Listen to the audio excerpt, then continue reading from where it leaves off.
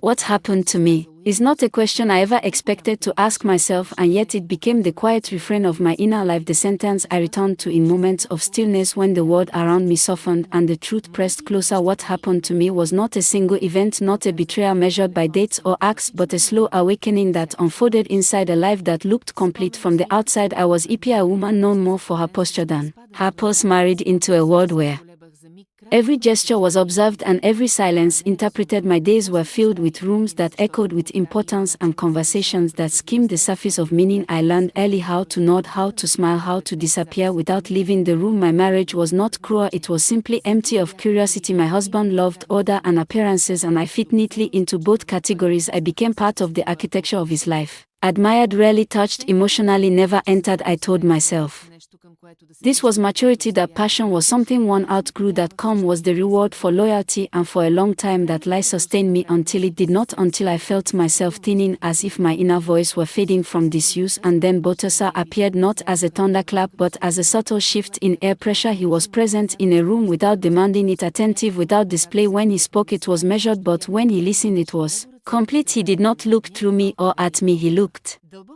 into me, as though the person I had hidden was still visible to someone. That recognition unsettled me more than desire ever could. We spoke first of ordinary things, then of weightier ones, of restraint, of the cost of responsibility, of how power compresses the soul if it is never set down. And somewhere between those conversations I felt a door open inside me, one I had forgotten existed. Basa never asked me to be different, never suggested escape. He simply mirrored back the parts of myself I had abandoned, and in that reflection I fell, not dramatically but irrevocably.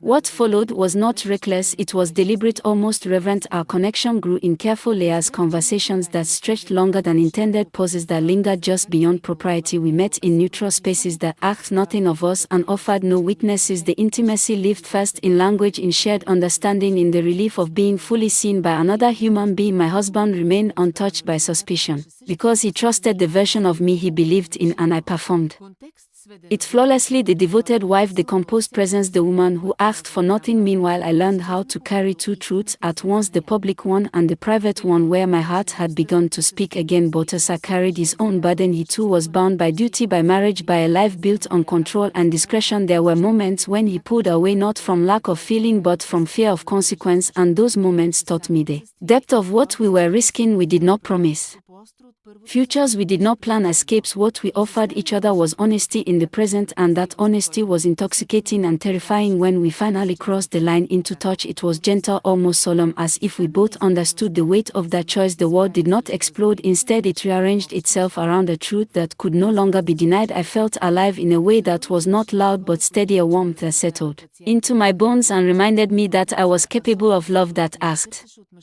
nothing except presence. Guilt followed, as it always does, trailing behind joy like a shadow. At night I lay beside my husband, listening to his breathing, wondering when I became a woman who could love one man and belong to another. The question did not have an answer, only consequences deferred.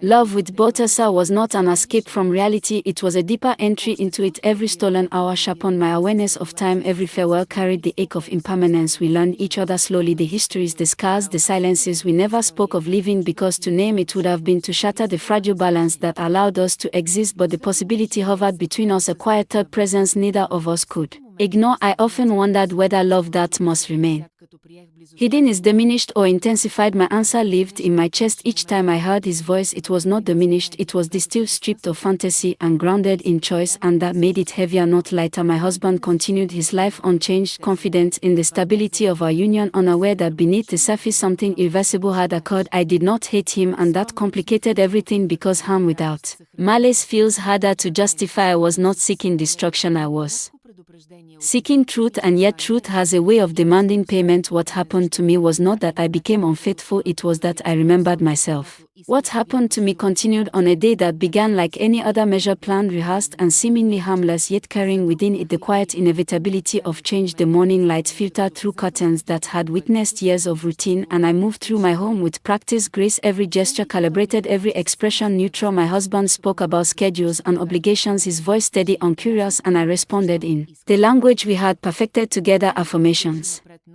Without intimacy, agreements, without presence, nothing in his eyes suggested he sensed the fracture already forming beneath the surface, and I realized then how invisible I had become to him, not hidden but assumed, a fixed element of his life like furniture that never moves. When I left the house, my chest felt tight, not with fear but with anticipation, a sensation I had not allowed myself to feel in a very long time. I told myself I was going to meet Basa as I had many times before, for conversation, for quiet, for that rare experience of being heard. The place was familiar, neutral, chosen for its anonymity, a space that asked nothing and remembered nothing, a place where we could exist briefly without titles or histories. The air that day felt heavier, as if aware of what it was about to witness, and I remember noticing small details, the way the light touched the edges of the room, the distant hum of life beyond the walls, the sound of my own breath louder than usual. Basa arrived without ceremony, as he always did, composed, deliberate, carrying with him that calm intensity that had drawn me in from the beginning. He greeted me with a look that lingered a fraction longer than before, and in that pause I felt something shift, an unspoken acknowledgement that we were standing on unfamiliar ground. We spoke at first of ordinary things, our words circling carefully, as if both of us sensed that language itself was about to fail us. He told me about the weight of responsibility, how vigilance had become second nature, how mistakes were not just personal failures but potential disasters, and then he looked at me with an expression I had come to recognize as concern mixed with resolve, and he said something he had said many times before but never with such gravity: do not ever make any mistakes that can lead to your husband know our secrets. He said it softly, not as a threat but as a plea, and in that moment I understood that what we were guarding was not just discretion but survival. His words settled between us, heavy with implication, and I felt the tension coil tighter inside me, because I knew he was right and because I knew that despite all caution something irreversible was already unfolding. I told him I was careful, that I had learned how to live within constraints, how to hide truth behind routines, and he nodded, not entirely reassured, because he knew as well as I did that control is an illusion, especially where emotion is concerned. We sat in silence, then a silence that was no longer comfortable but charged, and in that silence I became acutely aware of his presence, the closeness, the shared breath, the unspoken desire that had been patiently waiting for permission. It was Basa who moved first, not abruptly, not with urgency but with intention. He reached out slowly, as if giving me time to pull away. His hand did not touch me yet, and still my body responded, my heart racing, my thoughts scattering. I remember thinking that this was the moment where everything could still be undone, where restraint could reclaim its throne, but I also knew that to step back now would be to deny a truth that had been asking to be acknowledged for too long. When his hand finally rested against my cheek, it felt less like a touch and more like a recognition, as if he were confirming that I was real, that this connection was not imagined. His thumb brushed lightly against my skin, and I closed my eyes, not in surrender but in acceptance. The kiss, when it came, was gentle, almost hesitant, a meeting rather than a taking. His lips against mine carried no urgency, no demand, only a profound tenderness that surprised me, because it was not the heat I had imagined but something deeper, a communion that felt both new and ancient. In that instant time seemed to pause, and I was aware of everything and nothing at once: the warmth of his breath, the steadiness of his hand, the quiet certainty that this was a crossing from which there was no return. When we parted, there was no dramatic declaration, no rush to fill the silence. We simply looked at each other, changed and aware of it.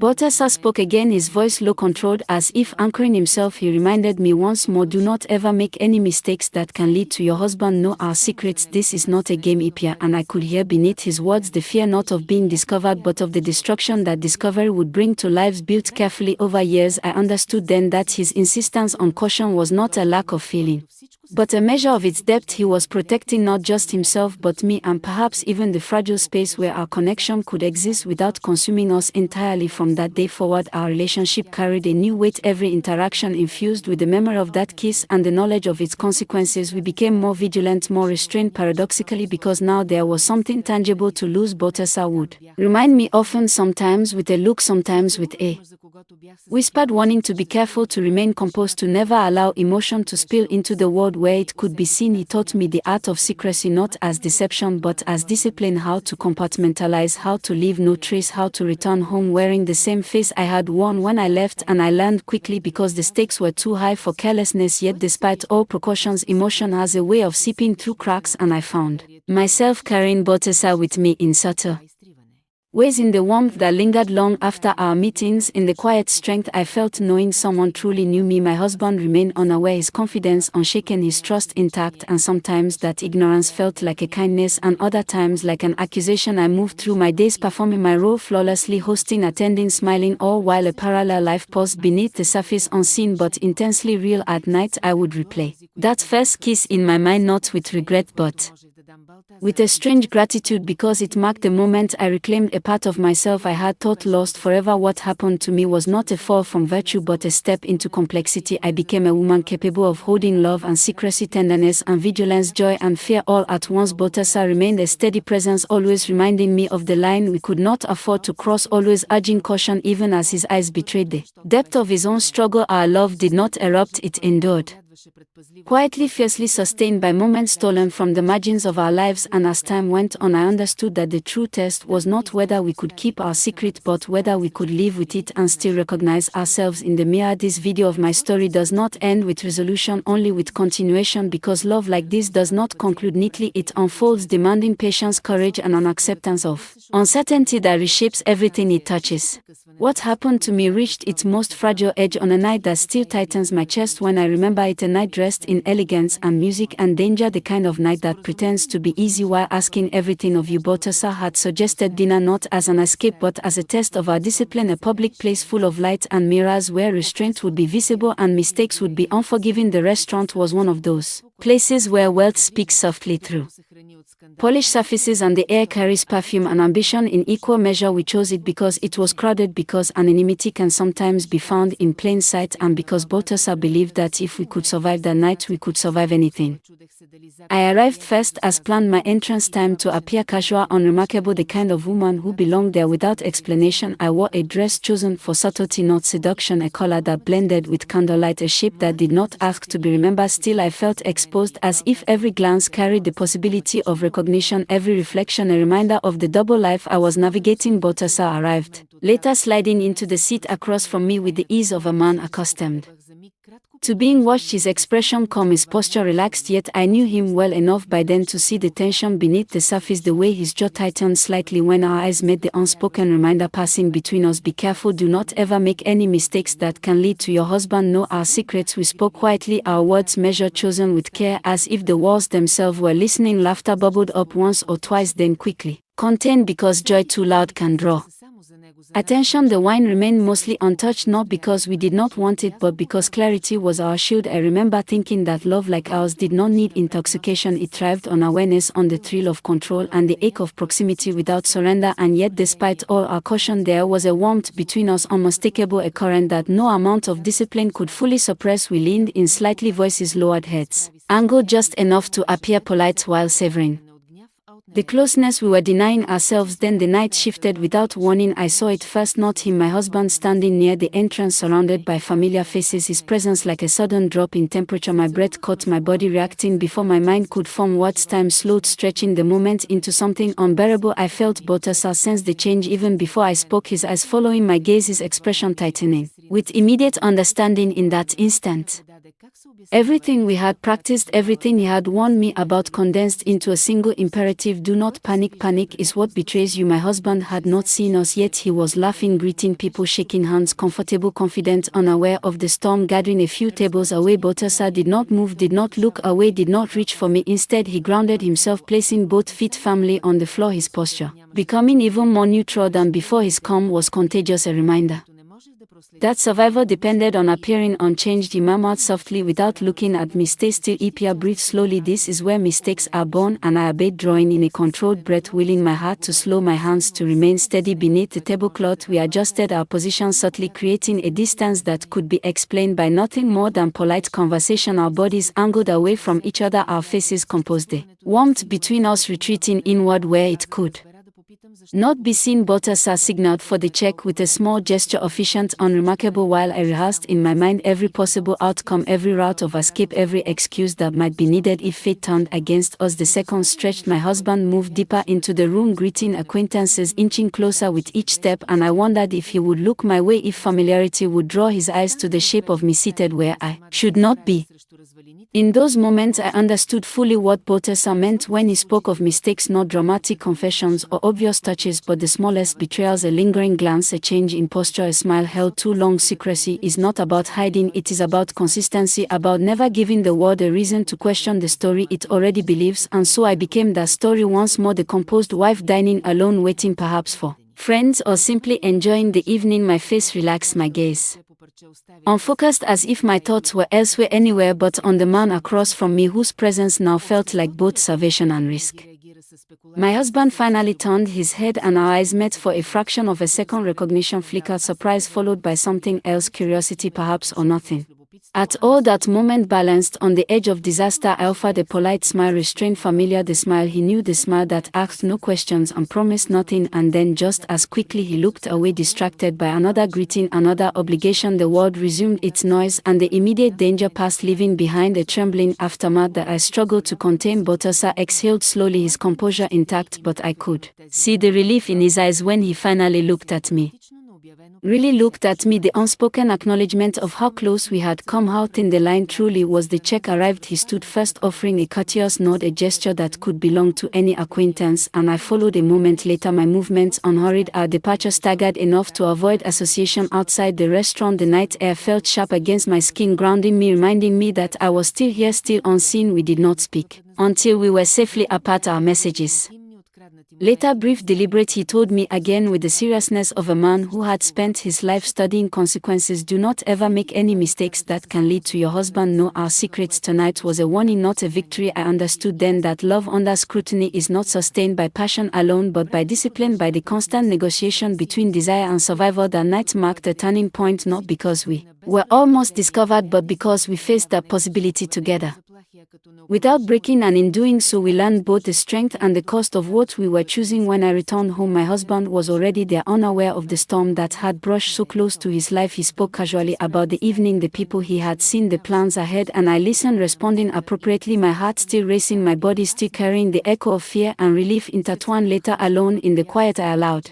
myself to feel the weight of it all, the love that risked everything, the secrecy that demanded everything, and the knowledge that from that night on nothing could ever be simple again. What happened to me that night was the deepening of awareness that love like this is lived on a narrow path where every step matters and where the smallest misstep can unravel entire lives. And still, despite knowing all of this, despite feeling the danger so keenly, I knew with a clarity that frightened me that I would walk that path again, because some loves once chosen do not loosen their grip even when the cost is made painfully clear.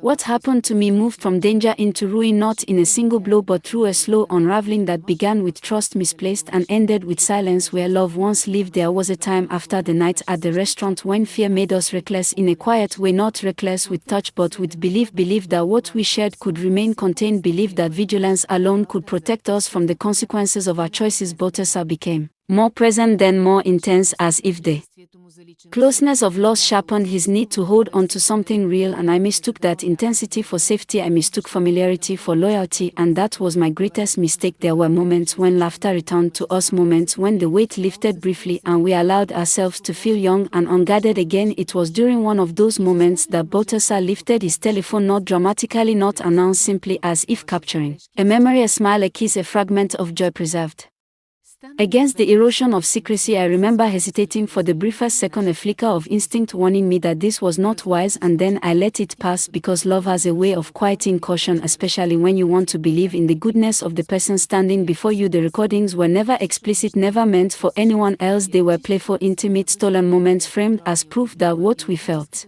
existed beyond whispers and shadows. He told me they were just for him, for or something to return to when distance pressed too hard, and I believed him because I wanted to. Time moved forward, carrying with it the illusion of stability, until the day it all collapsed without ceremony. The video surfaced not as rumors, not as threats, but as undeniable evidence delivered with precision. I was at home when my husband confronted me, his face pale, his hands shaking, not with anger but with a disbelief so deep it hollowed the room. He did not shout, he did not accuse, he simply placed The telephone on the table and pressed play, and there I was laughing, leaning in, kissing a man I had sworn did not exist in my life. The silence that followed was heavier than any words could have been. I felt the ground vanish beneath me, the careful architecture of my double life crumbling in seconds. I tried to speak, but language failed me. How does one explain a truth that has lived in secrecy? How does one translate love into a defense when betrayal is all that can be seen? My husband watched me, as if seeing a stranger, his trust not broken but erased, and in that erasure I understood that some wounds do not bleed. The empty. I asked about Basa, about how this had come to him, and my husband only shook his head. The origin did not matter, the impact was complete. The videos had traveled through channels I could not trace, shared with intention or carelessness. I would never know, but the result was the same: my private self exposed, stripped of context, reduced to images that spoke louder than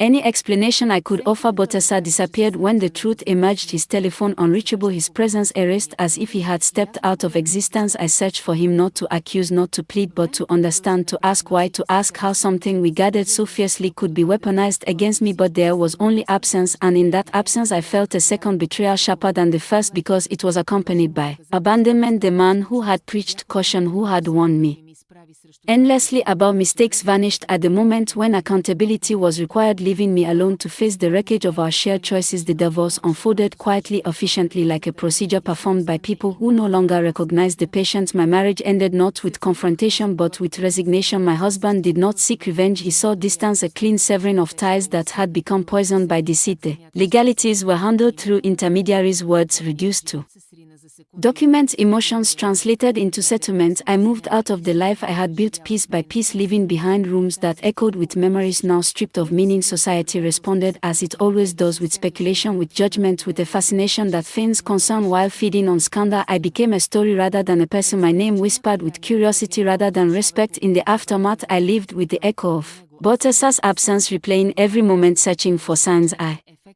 had missed, wondering if the recordings were always a risk or if they became one only when fear outweighed affection. I will never know if he released them deliberately or if they escaped his control, but intention matters little when harm is done. What remained was the understanding that love without accountability is not love but indulgence, and that secrecy corrodes even the purest intentions when left unchecked. What happened to me was not just the loss of a marriage or a lover, it was the collapse of an identity. I had balanced precariously between roles and desires. I was forced to confront myself without the shield. I had relied on the devoted wife, the careful lover, the composed woman in control, stripped away, leaving only a woman capable of loving deeply and choosing poorly, a woman who learned too late that trust must be earned, not assumed, and that some lines once crossed cannot be redrawn. I think of Basa now not with longing but with a quiet sadness for what we were and what we could never be. His disappearance remains a question without an answer, a ghost that haunts the edges of my story but does not define it, because in the end I survived the exposure, the judgment, the loss, and from that survival came a harder, clearer understanding of myself. Love taught me how alive I could feel, betrayal taught me how strong I would need to be, and in that balance between vulnerability and resilience I continue forward, no longer hiding, no longer split between worlds, but carrying the lessons of what happened to me etched permanently into my heart.